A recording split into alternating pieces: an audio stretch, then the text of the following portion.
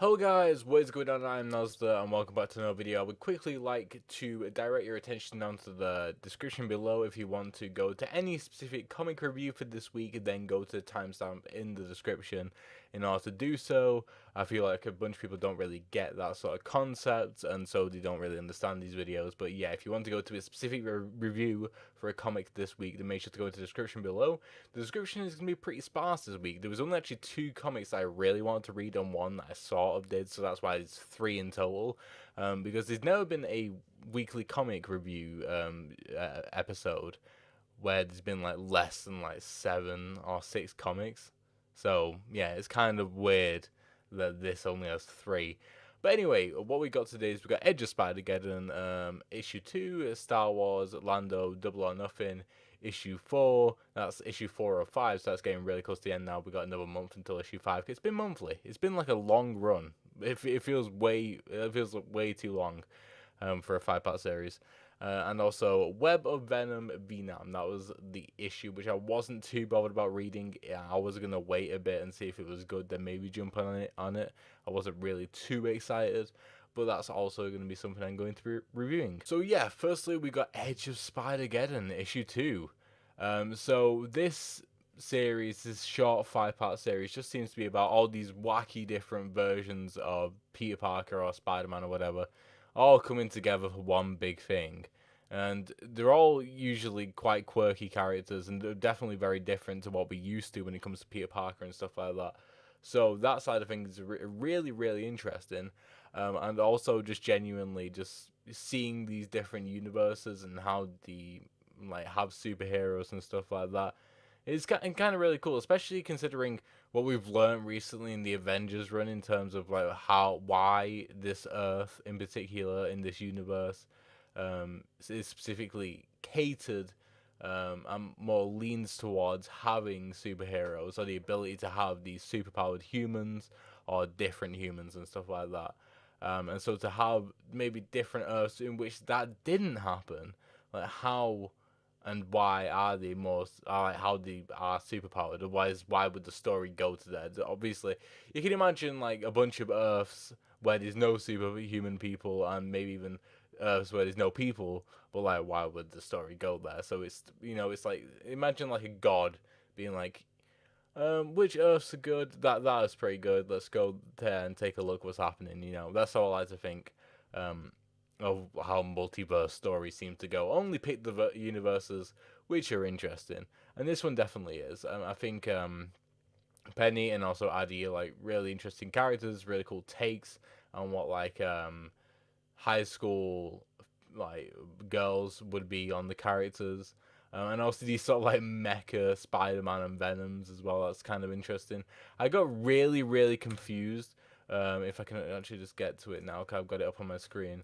I got really, really confused with not just the death of May and Addie as well. Cause I'm pretty sure they're not dead. I would like to see this story continue, honestly, and maybe even a bit of prequel stuff because we kind of just get jumped in here. I'm not sure whether Penny's like a recurring character or not. I'm pretty sure she's just brand new. Penny Marvel. But I would like to see more of this character 100%. Oh yes, yeah, Earth 14, 5, 12. Or also Earth 8, I'm not sure which one this one is from. She's 9 in that one, and she's Silk in that one. I'm not too sure. That's kind of strange, actually. Oh, yeah, it's definitely 14, 14 5, 12, the Earth that we're currently on. So, yeah, she pilots Spider, which has 2 slashes instead of an eye, which is kind of peculiar. But, yeah. I forgot what I was talking about. Oh yeah, I would like to see more about her stuff. So what I'm gonna do is probably read up on her and stuff like that. Her wiki page is incredibly sparse, so it might have just been recreated for this issue. I wouldn't be surprised. Anyway, so yeah, the characters are really cool. What I was confused by was Addie's and also May's death potentially, and also just how bloody nonchalant they were. I just completely just didn't seem to give a shit that May died. I don't know what kind of relationship they had. They seemed to be pretty okay with it. I don't know. It's actually just kind of blowing my mind a bit now, to be honest. How like Ben seemed to not really care too much. And definitely it's very confusing how like Penny seemed to not care at all. I don't know. Anyway, let's move on because it's kind of just destroy my brain the more I think about like those reactions and like how they've been written. Right, okay, so Lando Double or Nothing issue 4. This is what the perfect issue is. This was written perfectly for an issue 4 or of a 5-part story because it was just all set up, but it was perfect set up. We had a great character moment. The writers of this series have written Lando perfectly because what they've done is, if I can actually click on it, thank you very much. What they've done is they've managed to write the character so well that it feels like every ounce, every syllable that they've done. I was checking the name of the author, and it is Rodney Barnes. The artist, by the way. No, the writer, sorry. Rodney Barnes, not Rhodey. Rodney Barnes wrote this, and he, like, every single syllable that Cal Risian says, is like, that is 100% something that Lando would say. It's just perfectly written. Like, his speech towards the people, towards the slaves, was amazingly written. I'm like, yes, this is what you would say. Like, he's throwing in jokes here and there. He's just being genuinely incredibly charismatic, and it feels like it takes like a very charismatic writer in order to write someone as charismatic as Lando. He just oozes charisma, and he could be seen as this like arrogant, like just nasty person, but he doesn't, because on the baseline of what he's doing something heroic, whether it's for like money or whatever. It's like he's doing a heroic deed that could kill him, and he's making sure that he's not just doing a half-assed job. He's making sure he does the job that he's set out to do, and he does it well. And he's trying to make sure as many people as he can are saved and get off the planet and stuff like that.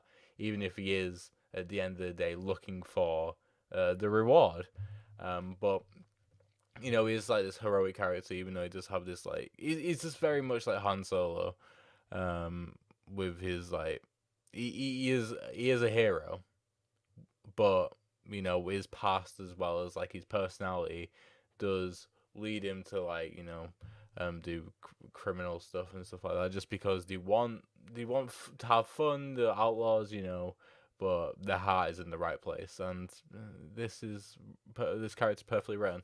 And just going quickly back to the plot again and the story, like I said, this is a perfect issue 4 because it is just all build up for the Great Escape, and it's kind of what the entire 5-part series has been. It's just build up, escape, build up, escape, build up, escape, a bit of infiltration, but primarily escape. They just really like writing escape issues. It seems I think there is an escape every issue. I think there definitely is, actually. That's kind of weird.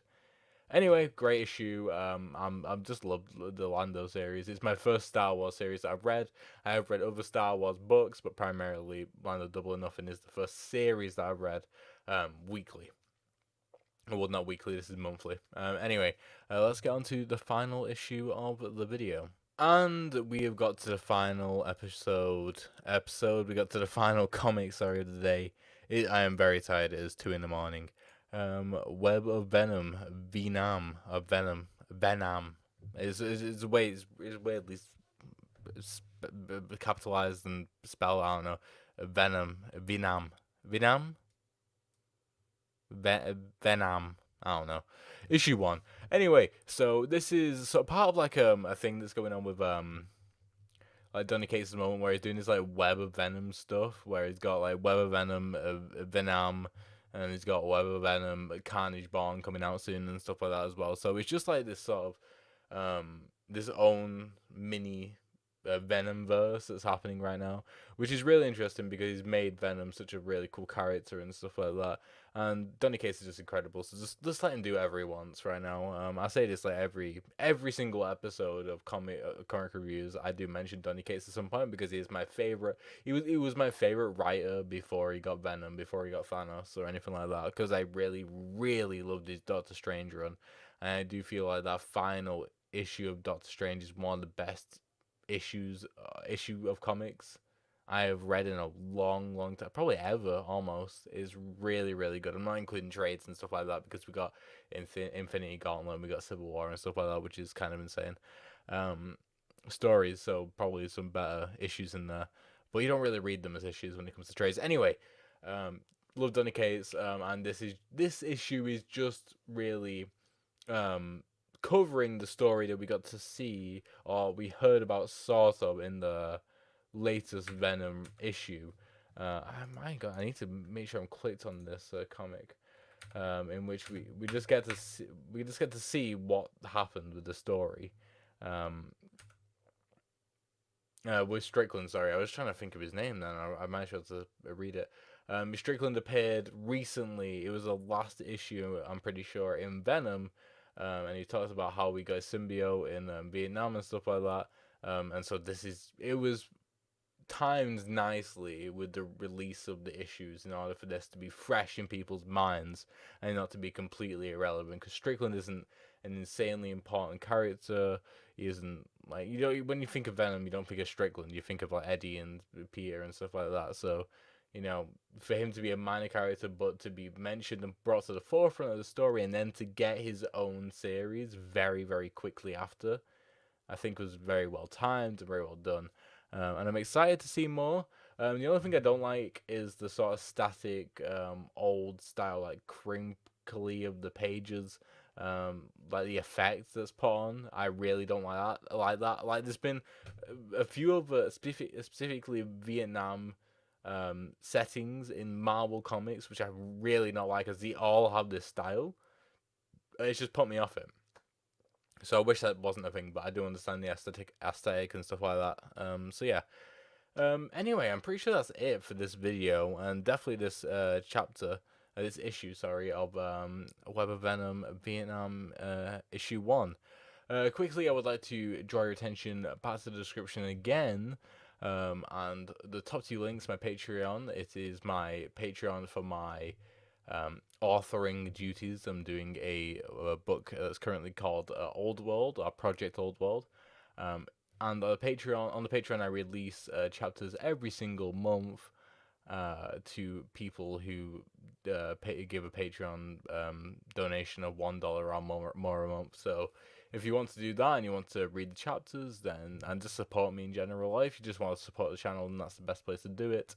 Then make sure to click on that link. Also, the first chapter is available for free, so obviously, if you want to see what you're getting into, then make sure to read the first chapter. Also, if you just want to read a chapter of a story that I think is pretty darn good, then make sure to do that. And also, make sure to check out the second link, which is Creative Attribute. I am currently an affiliate for them. If you want to subscribe to them, then I get a commission off that if you use the code NOSDA at checkout. What they are is a free comic service. Like they make free comics and you can read them. And if you want to support them, then make sure to use my code at checkout. And I'm pretty sure that is it and everything for this video. So sorry for it coming out super late, but I didn't actually get access to the comics until super late today. So yeah, and it is now 2 in the morning, and I've got to go edit this video. Thank you guys for watching. Hope you enjoyed the video. Make sure to like, subscribe, and also 5 minutes, and hopefully I shall see you in the next one. Goodbye.